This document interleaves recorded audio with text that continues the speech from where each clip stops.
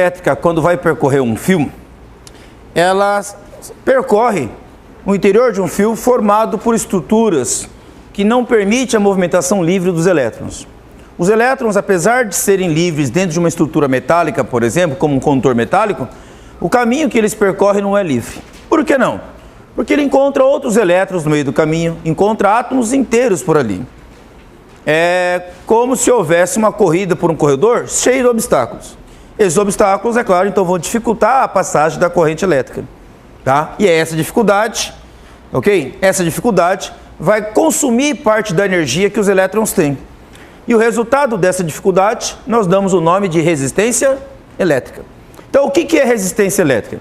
A resistência elétrica é a dificuldade que a corrente elétrica encontra ao percorrer o interior de um condutor, tá? Vamos imaginar assim. Imagine que vocês sejam os elétrons dentro de um condutor metálico.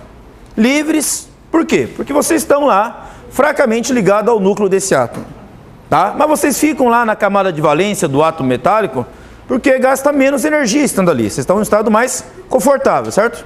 Mas que podem migrar de um átomo para outro com muita facilidade, exatamente porque está fracamente ligado ao núcleo.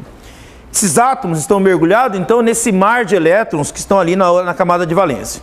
Esses elétrons podem pular de um lado para o outro. Aliás, até ficam fazendo isso, saltitando de um átomo para outro. Mas ficam ali nessa camada de valência porque é mais econômico, gasta menos energia. Mas se nós criarmos um estímulo para esses elétrons mudarem de lugar para outro, criando uma tensão, e essa tensão, essa diferença de potencial, forçar esses elétrons a se movimentar devido à ação de um campo elétrico, eles se movem. Porém, o caminho não é livre. Então eles se movem porque eles são livres, mas o caminho não é livre. E como eu disse, esse caminho vai oferecer obstáculos, e esses obstáculos vai gerar uma resistência. Então o movimento dos elétrons por dentro do condutor é um movimento sinuoso. Ele vai colidindo com objetos, com outros átomos no meio do caminho, com outros elétrons. E essa colisão gasta energia dos elétrons. É como se fosse um atrito. E o que acontece quando você esfrega as mãos, quando você gera atrito? Esquenta, exatamente. A consequência da resistência elétrica, que é essa dificuldade que o elétron encontra ao passar o condutor, por dentro do condutor, é o aquecimento do condutor. É a perda da energia elétrica que eles têm, certo? Transformada em energia térmica, em calor. Nós damos um nome a isso aqui na física, chamamos de efeito Joule. Então é assim, vamos imaginar que eu tenho aqui um condutor metálico, tá? Temos aqui o condutor, tá? E aí lá dentro nós temos um elétronzinho. Vamos supor que esse elétron aqui é o elétron livre que eu falei para vocês. Aquele que pode sair do átomo com muita facilidade. Aí nós criamos de um lado um polo positivo e do outro lado um polo negativo. Então é claro, de um lado ao outro criamos uma diferença de potencial, certo? Essa tensão de um lado ao outro. A DDP é representada aqui pela letra U, tá? Muito utilizada aí nos livros didáticos. Daí o campo elétrico produzido entre o polo positivo e negativo vai fazer com que esse elétron se mova para cá. Devido à ação dessa força elétrica, ele começa a se movimentar. Mas o que eu disse sobre o caminho? O caminho é livre? Não, ele tem obstáculos. Esse obstáculo vai fazer esse elétron trombar nos obstáculos no meio do caminho. E esse tromba-tromba que ele vai ter aqui, até chegar do outro lado, ok? Vai dificultar a sua movimentação. Toda essa dificuldade que ele vai encontrar, não só dele, mas de todos os elétrons que estão aqui junto, nós damos o nome de resistência elétrica. Ok? Então a resistência elétrica nada mais é do que uma medida da dificuldade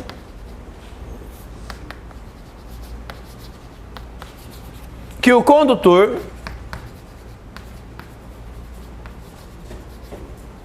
oferece à passagem da corrente elétrica. E qual é a consequência disso aí? Qual é a consequência da resistência elétrica à passagem da corrente elétrica? Efeito Joule. Isso, tudo isso aqui tem uma consequência que é chamado de efeito Joule. Transformação de energia elétrica em quê? Em calor. Isso. Transformação de energia elétrica em calor. Então nós temos uma utilidade muito grande que podemos dar à resistência elétrica. Como a resistência elétrica vai oferecer essa dificuldade e o resultado é o efeito Joule, nós podemos pensar em aplicações práticas disso. Quantos aparelhos em nossa casa fazem isso? Esquentam com a resistência elétrica, a passagem da corrente elétrica? Um monte. Né? Chuveiro elétrico, ferro de passar roupa, sanduicheiras, secadores de cabelo, certo? Nós temos aí fornos elétricos, pranchinhas de cabelo, não temos? Certo? Vários aparelhos cuja única função deles é o quê? Aquecer utilizando energia elétrica. Tá? Entendido, pessoal? Inclusive, uma das principais aplicações da eletricidade, que é a produção de luz. Como assim produção de luz a partir disso aqui? Pensa comigo. Se a resistência elétrica, tá ok? Está produzindo efeito Joule, o fio vai esquentar, não vai? Se ele vai esquentar, não é possível que ele esquente muito a ponto de ficar em brasa? E se ele fica em brasa, o que ele começa a irradiar também, além de calor? Luz. E aí ele pode brilhar no escuro, certo? Se eu conseguir fazer com que essa luz produzida seja intensa, sem queimar o fio, certo? Sem consumir o fio, sem derreter ele, por exemplo, ou queimá-lo, fazê-lo entrar em combustão, eu consigo iluminar o ambiente. Mas qual é o problema, então, de eu fazer um fio esquentar demais e tentar iluminar o ambiente? É o que eu disse, ele pode queimar, ele pode derreter, pode entrar em combustão. Então, o que eu faço para ele não queimar, então? Bom, duas coisas. Escolho um metal, por exemplo, um fio metal, de alto ponto de fusão, certo? Quer dizer, que não seja fácil de derreter, certo? Segundo, escolho material, faço com que esse material não entre em contato com o oxigênio, porque o oxigênio oxida o metal, certo? E facilita a sua combustão. Então, como é que eu faço ele não entrar em contato com o oxigênio com facilidade? Uma maneira simples. Tiro o ar, isolo ele, tiro o ar em volta dele, certo? E é o que acontece na lâmpada comum. Na lâmpada comum, você tem um filamento metálico, certo? Um metal com alto ponto de fusão, que não derrete com facilidade, ok? Que você pode esquentar bastante esse fio, ele fica em brasa, certo? Mas uma brasa intensa, vamos dizer assim, produzindo uma luz branca, quase branca, certo? Brilhando intensamente, mas eu tiro todo o ar em volta dele, tá? Usando uma bomba de vácuo, que retira esse ar, e o resultado é um fio brilhando, a alta temperatura, sem entrar em combustão, então sem queimar, certo? E aí aquela lâmpada ilumina. Mas o que aconteceria se eu tirasse muito ar ali de dentro? O que aconteceria? Se eu tirasse muito ar ali de dentro? Simples, ia demorar para queimar, certo? Não é? Não é? E se demora para queimar, o que acontece com a lâmpada? Nossa, dura muito tempo. Imagina uma lâmpada que dure décadas. Para que alguém vai querer inventar uma lâmpada que dura décadas? Hein, gente? Para quê? Para vender uma vez só? Certo? Você vai lá, compra a lâmpada, ela dura 30 anos. Pronto, a empresa que fabrica a lâmpada, o que acontece com ela? Fale, né? Não é? Então é claro que eles não vão fazer um vácuo muito bom lá dentro da lâmpada. Eles não vão tirar muito oxigênio lá de dentro. É intencional, viu, gente? Certo? Eles deixam um pouco de oxigênio lá dentro, para quê? Para que aquele fio vá oxidando pouco a pouco, certo? E à medida que ele vai oxidando, uma hora o que vai acontecer?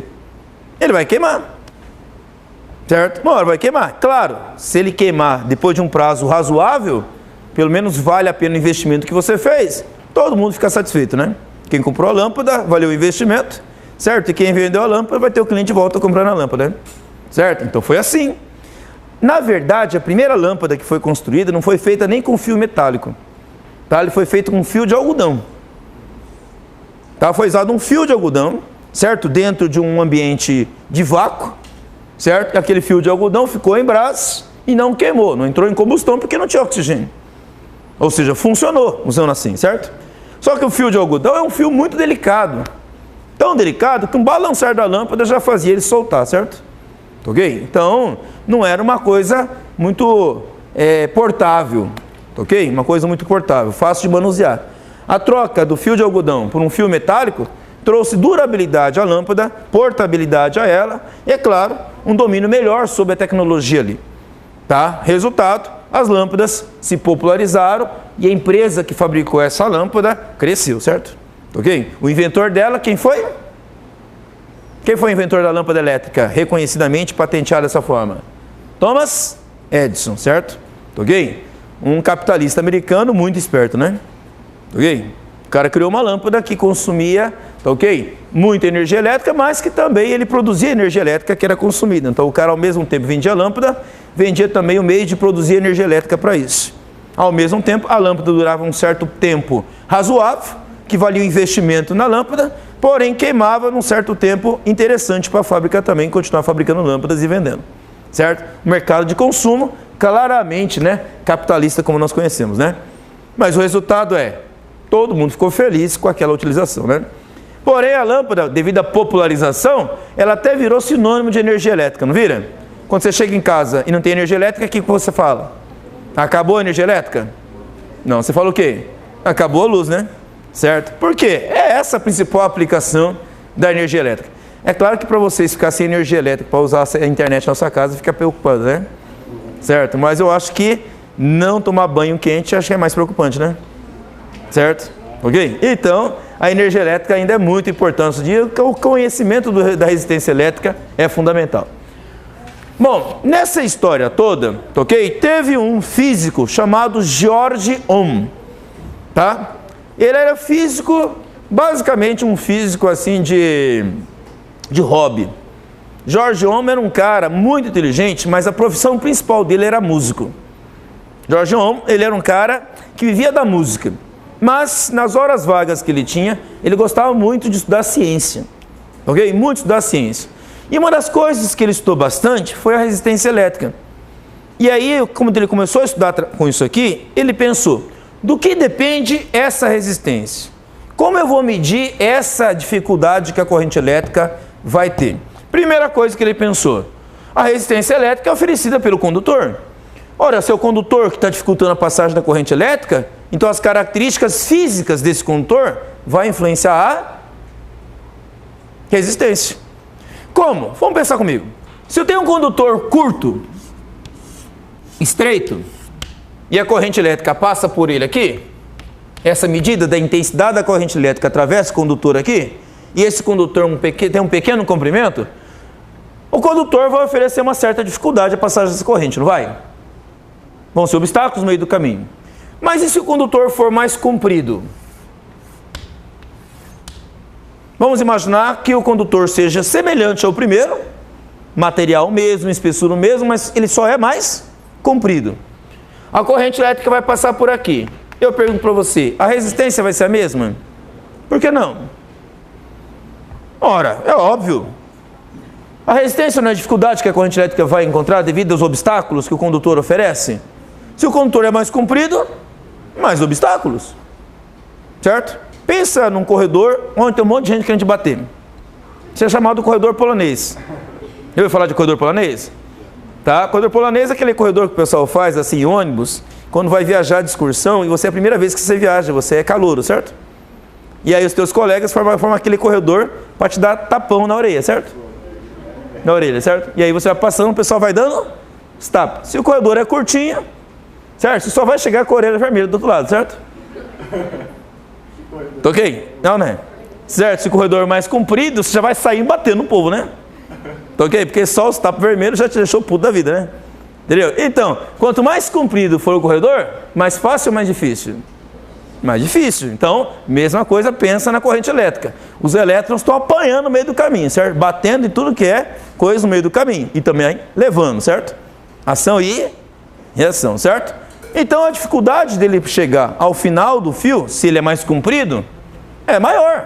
Então, quanto maior for o comprimento desse fio, vou chamar esse comprimento de L, quanto maior for o comprimento L desse fio, o que vai acontecer com a resistência representada aqui pela letra R? Vai ser maior. Como é que eu chamo essa relação matemática? Quanto maior o comprimento, maior a resistência. Chama-se diretamente proporcional. Então a gente diz que o comprimento e a resistência são grandezas diretamente proporcionais. É exatamente o que George Ohm descobriu. Tá? Mas tem outra coisa que o George Ohm também pensou. Pensou na espessura desse fio. Pensa nesse fio como sendo um fio maior, assim, em termos de espessura, sendo mais largo. Se nós aumentarmos a largura, ok? Mantivermos o comprimento do fio aqui, ó. Eu mantenho o comprimento dele. Mas eu deixo o fio mais largo, mais grosso, certo? O que vai acontecer? Pensa naquele corredor que você está apanhando, só que o corredor é mais largo. Isso vai facilitar ou dificultar a sua passagem? Se a corrente elétrica tem que passar aqui por dentro agora, ó, e o fio é mais grosso que o fio anterior, vai facilitar, porque você tem mais espaço para passar, certo? Então, mais espaço, menos dificuldade. Essa área aqui, a gente chama de área da secção. Tá? Área da secção. E quanto maior for essa área da secção, mais fácil ou mais difícil vai ser para a corrente elétrica passar pelo fio? Mais fácil. Então, menor vai ser a medida de quem? Da resistência elétrica. Que relação matemática, então, eu tenho entre a área e a resistência elétrica? O contrário da relação direta. Como é que eu chamo? Relação inversamente proporcional. É inversa. Uma relação inversamente proporcional. Isso é claro para vocês, pessoal, está aqui?